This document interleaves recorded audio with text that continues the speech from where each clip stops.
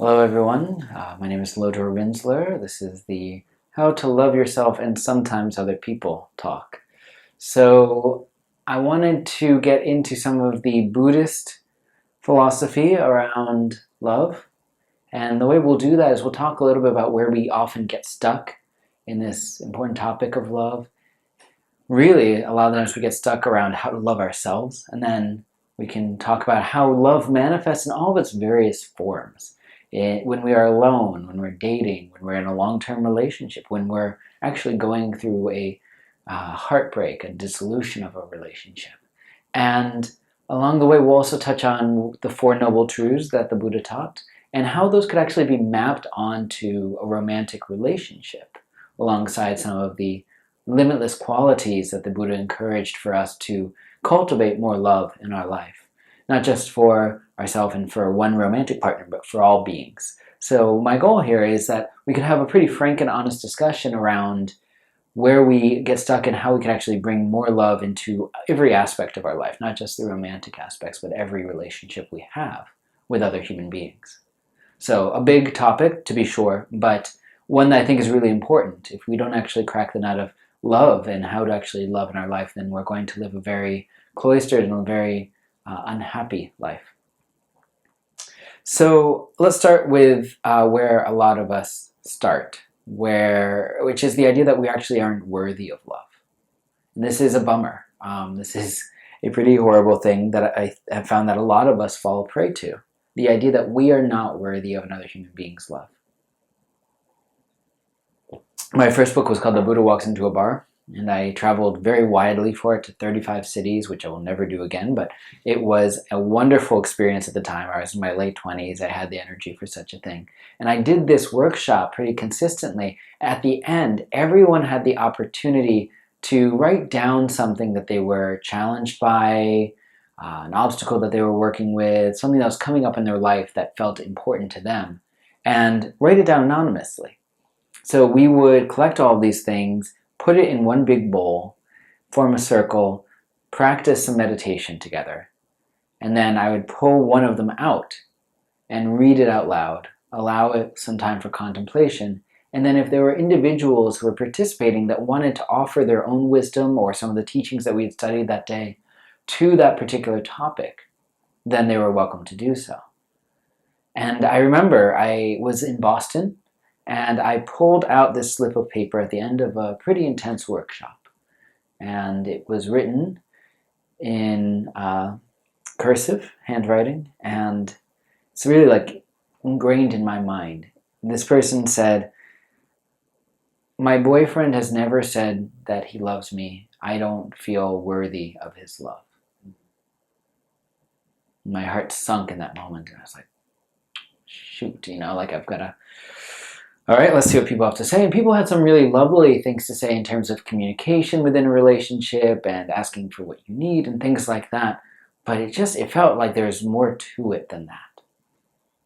And it really stayed with me. I went to the next city, same exercise. People put things in this bowl anonymously. I pull out a slip of paper. This time, someone said, "I don't feel whole enough to be loved." That was a really interesting one. That one seemed to get to the heart of the matter. The next city, someone said, "I feel broken in that I can't accept someone else's love."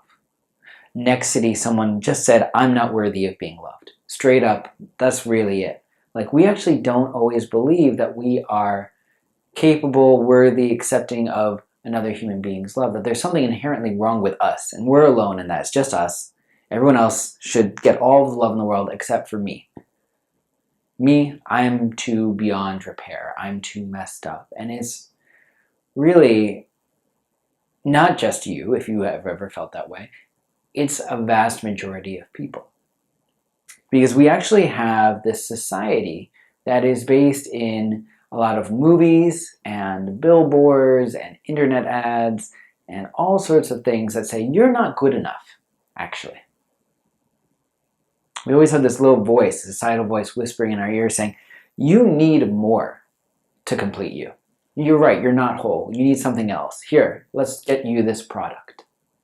Ah, you look young. You should have a certain type of makeup that's going to make you look older.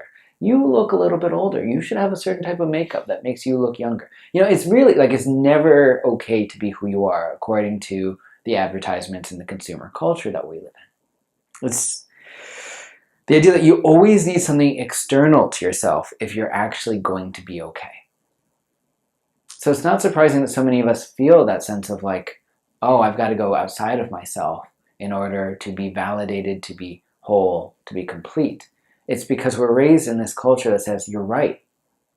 And we're going to sell you a product that's going to make you feel that way. Of course, as you probably already know, when you get that eye product or that makeup or that car or even that new promotion or great job, it doesn't fill you up and make you whole.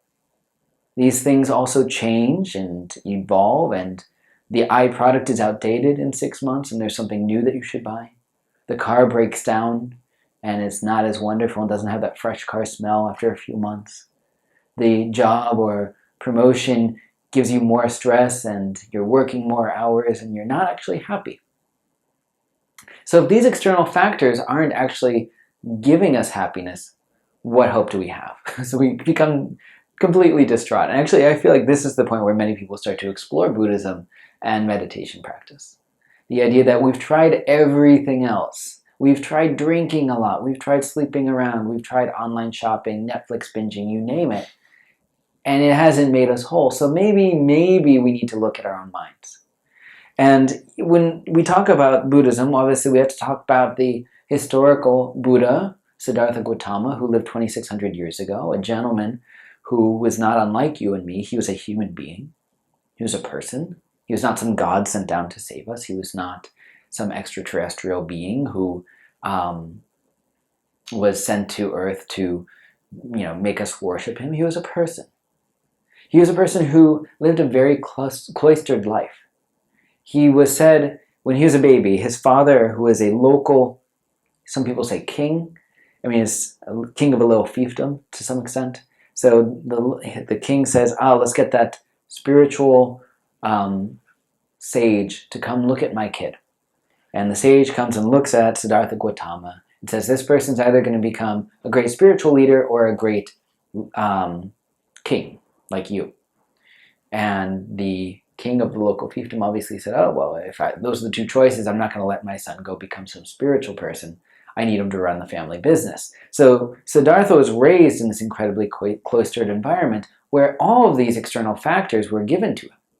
Whatever the version of the iPad was at that time, Siddhartha Gautama had 3 of them.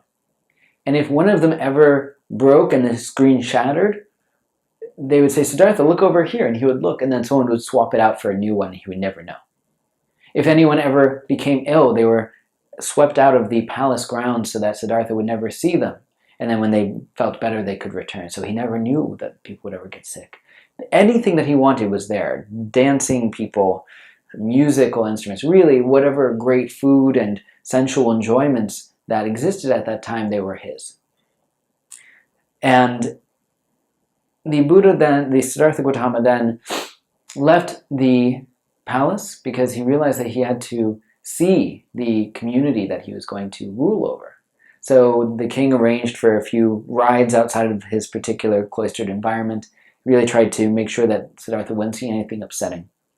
But in one ride he saw someone who was very sick, and in the next he saw someone who was quite old and infirm, and in the next he saw a funeral procession that someone had died.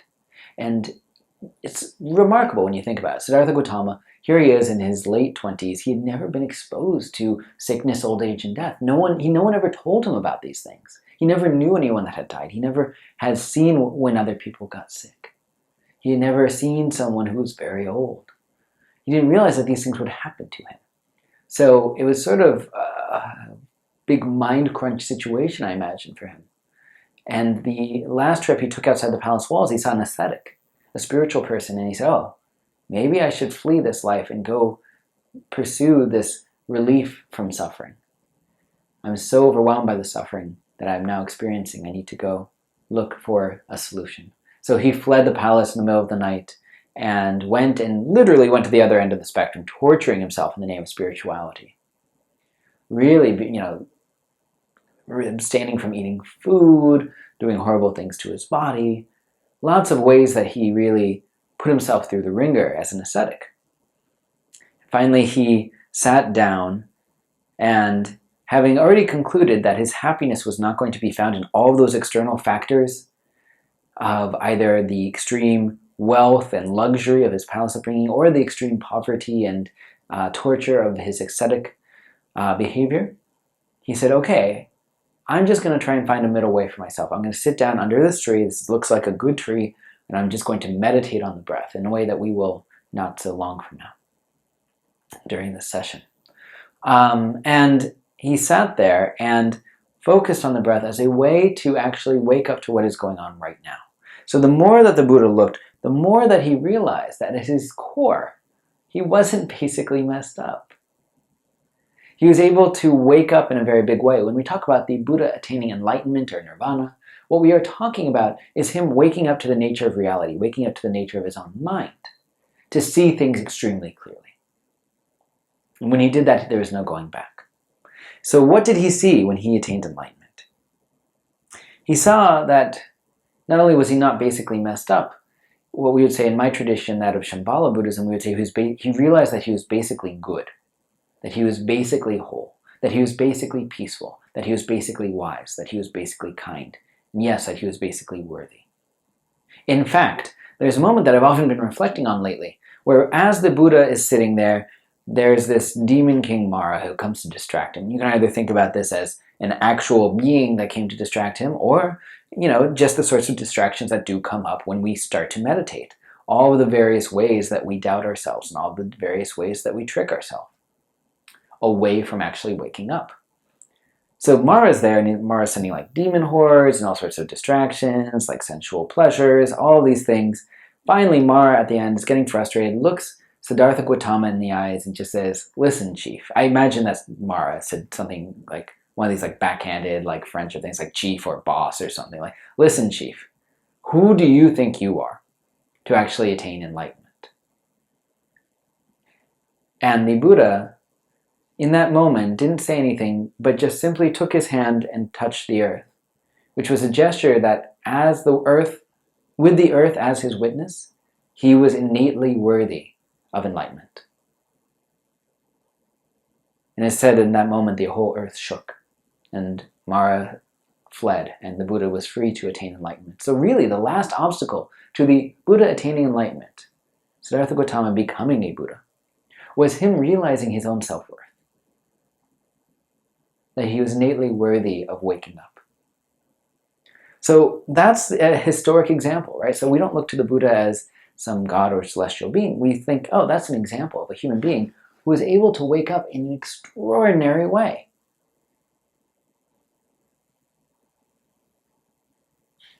What a wonderful example for those of us who also struggle with the various distractions and forms of self-doubt.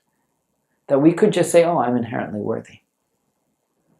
So this is the path. I'm sort of like the ground for us here in terms of where we get stuck. The fact that we may not always feel worthy of love, or that we may not feel worthy of being okay as we are. The path here is that we would love ourselves, and then from having the ability to love ourselves, offer more love to others. How do we do that? We meditate. So this is, at this point I've written a few books, and one of them is actually named How to Love Yourself and Sometimes Other People, if you're interested in this topic. But I sort of feel like every single one of them is an iteration of me saying, listen, you're basically good. Inherently, that's who you are. And if you meditate, you'll discover it. So it's like me saying that at this point 5 times in 5 different books. But so if it's helpful to people, I'll keep writing. But that's what I'm saying here. I honestly think the way that we discover our innate wakefulness, our innate worthiness, our innate love, and ability to love and be loved is through meditation. Meditation here says it's okay to look directly at yourself. My favorite word for meditation in the Tibetan tradition is Gom, G-O-M. And it can be translated as meditation. It can also be translated as become familiar with, or familiarization. The very idea that meditation is, at its core, a way we become familiar with all of who we are. including the wonderful and creative and brilliant parts of ourselves and the neurotic and crazy and not so wonderful parts of ourselves. Both. We just get to know it all. And that's okay.